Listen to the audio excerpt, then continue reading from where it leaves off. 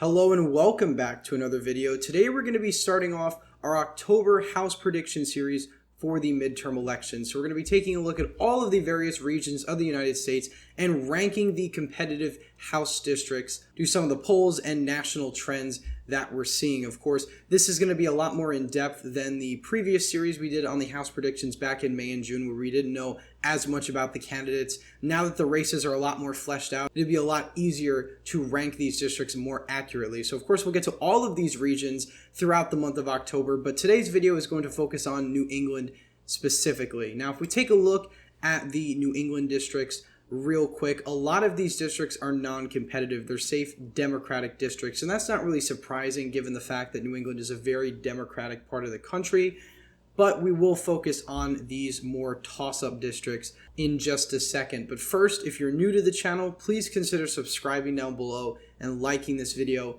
if you enjoy. So anyway, we're going to start off with Maine's 2nd Congressional District. Now, this congressional district is the only congressional district in New England that voted for Donald Trump in the 2020 election. If we take a look at Maine's 2nd Congressional District, the new 2nd Congressional District is only slightly bluer than the old one. It goes from Trump plus 7.7 to Trump plus 6. Now, of course, Maine's 1st district is safe Democratic, so we're really not going to talk about it in this video. But Maine's 2nd is interesting in the fact that it has a Democratic incumbent in a Trump plus 6 district. Now, Jared Golden is a very unique candidate in the House of Representatives in that he's not a total party line voter when it comes to key votes, Build Back Better, gun control. Jared Golden does tend to stray a bit from his party, and that's one of the reasons why he's been so electable in this redder district. Of course, if we go to the 2020 House elections, again, the old district voted for Trump by about 7 points. Jared Golden won this seat by just over 6%. So a massive overperformance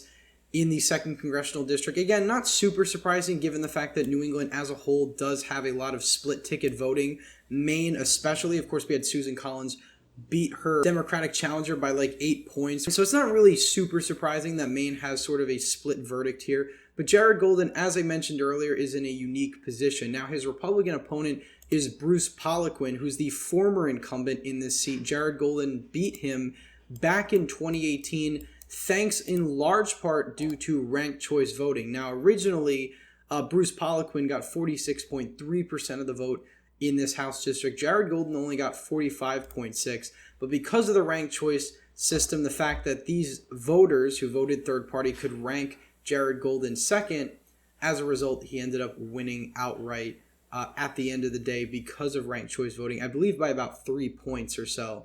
And of course, in 2020, he doubled his margin of victory. So overall, again, taking a look at the polls for this race so far, Jared Golden does seem to have the advantage. Of course, we only have 3 polls so far for this entire race. Very small sample sizes. I think it'll be very difficult to poll such a rural, large geographic district like Maine's 2nd. But given the fact that Jared Golden seems to be in a strong position, I think he might have what it takes to survive even in a tough year for Democrats.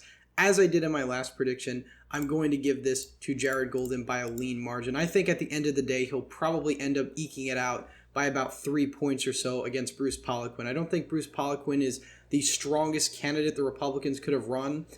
His opponent in the Republican primary, I don't know how she would have fared. Bruce Poliquin does have name ID, but again, Jared Golden has proven that he can win in even a Trump plus 7 district, which is extremely impressive for any Democrat.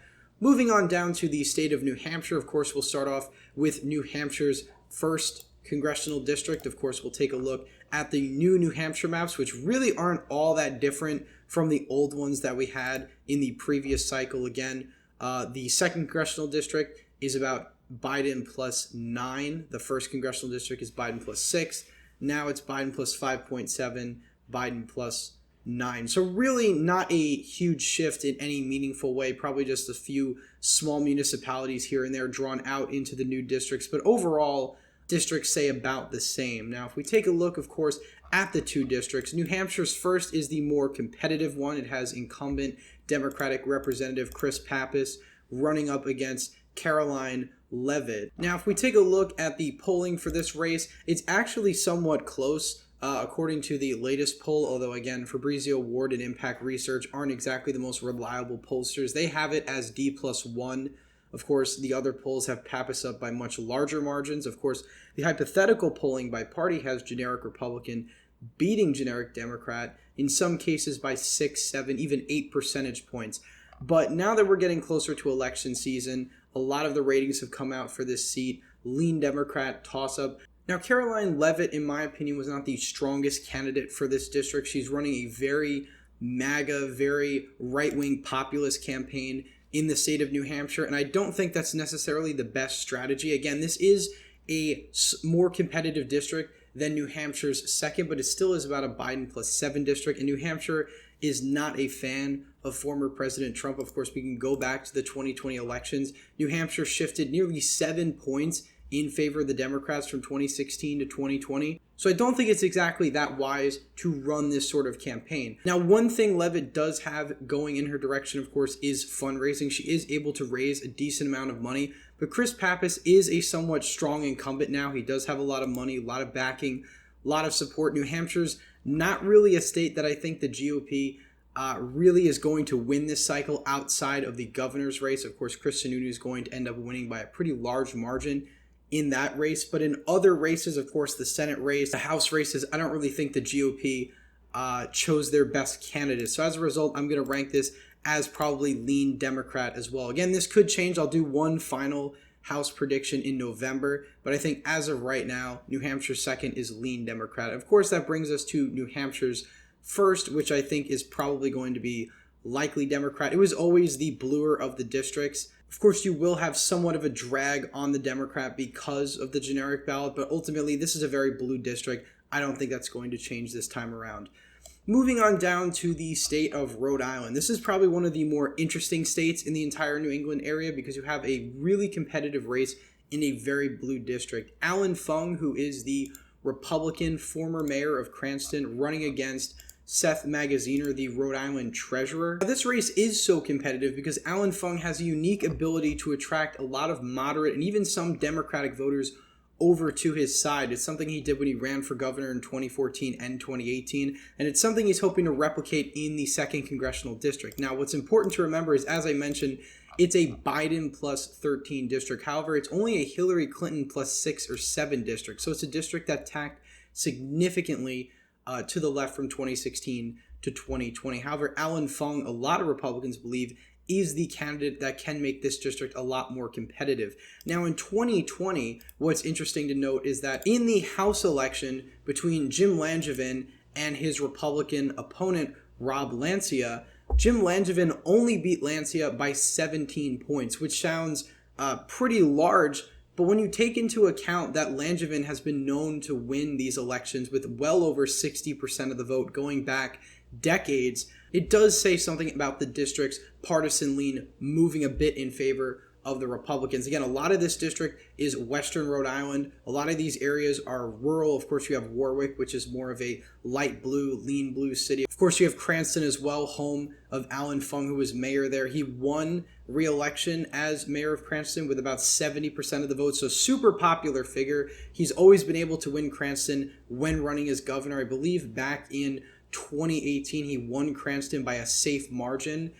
And Cranston is a blue city. It's a city that voted for Biden by a safe margin. So Allan Fung does have a huge amount of crossover appeal. The real question is, will it be enough to actually flip the 2nd Congressional District? Now, Allan Fung is running almost a perfect campaign, in my opinion. And Seth Magaziner is nothing special. He's just a generic Democrat. But some would argue a generic Democrat's all you need in a district that Biden won by about 13 percentage points. So while I think Allan Fung is incredibly good at campaigning, he definitely could win this district, I still give the edge to the Democrats. If we take a look at the polling for this district, Allan Fung leads in every single poll, but what you'll notice is that with each and every poll, it seems that his lead gets smaller and smaller, and I think this is well attributed to his name ID. I think originally, going back to the beginning of this race, Allan Fung was a widely known name in the 2nd Congressional District. He's very well known in statewide politics, so as a result, he was able to lead in these polls. But I think as we get closer to the election, Alan Fung's lead starts to shrink. Now, again, I'm not discounting Alan Fung, and I think he has a very good shot at winning. I think it's about a 60-40 chance that Seth Magaziner ends up eking out a victory here, but Alan Fung is an incredibly strong candidate, and I mainly do this prediction out of caution because I think while Alan Fung does have a lot of energy and a lot of excitement, we have to remember this is still a D+13 seat. Moving on over to Connecticut, this is a state where I think Republicans could have done significantly better had their candidates ran better campaigns. Of course, at the top of the ticket, you have Bob Stefanowski running for governor, which from what I've heard, he's not really running as energetic of a campaign as he ran in 2018, which was a year that he came within 4 points of defeating Democrat Ned Lamont. Of course, this time around, a lot of people thought Stefanowski could win this seat, and I even made a couple videos on Connecticut way back when. But since then, things have definitely changed here. And of course, we've got two competitive congressional districts in the state of Connecticut. We'll start off with the 5th district, which is home to the incumbent representative, Jana Hayes. Now, if we take a look at the ratings for this district, Jana Hayes, according to the polls, is up pretty considerably. There's one poll that has her tied from Trafalgar, but the rest of the polls have her up a decent amount. She is somebody that has overperformed in the past. Of course, if we go back to 2020, she ended up winning this by a safe margin. I'd be really shocked if she ended up losing re-election, even in a year that was good for Republicans.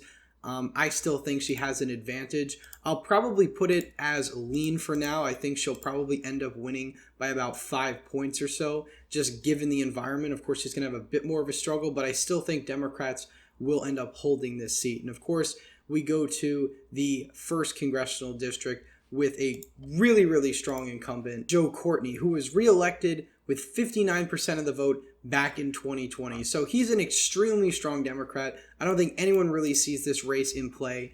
I certainly think it's just going to be closer because of the national environment, but I still think it's going to be a likely margin for Courtney. Based on my October predictions so far, all the districts in New England stay in Democratic hands. I think some could potentially flip, and again, I'll do a follow-up to this in November. Some of these were done out of an abundance of caution, especially Rhode Island 2nd. While I acknowledge Alan Fung's a very strong candidate, I still think it's a huge uphill battle to flip such a blue district, and of course, Jared Golden's district as well. These are the two districts that I think are the most likely to flip, if at all, but we'll have to see if that rating does change in November. So anyway, thank you all for watching. Please leave a thumbs up if you enjoyed, subscribe to the channel, hit the bell notification so you don't miss any more videos I put out. And as always, again, thank you all for watching, and I hope to see you in the next one.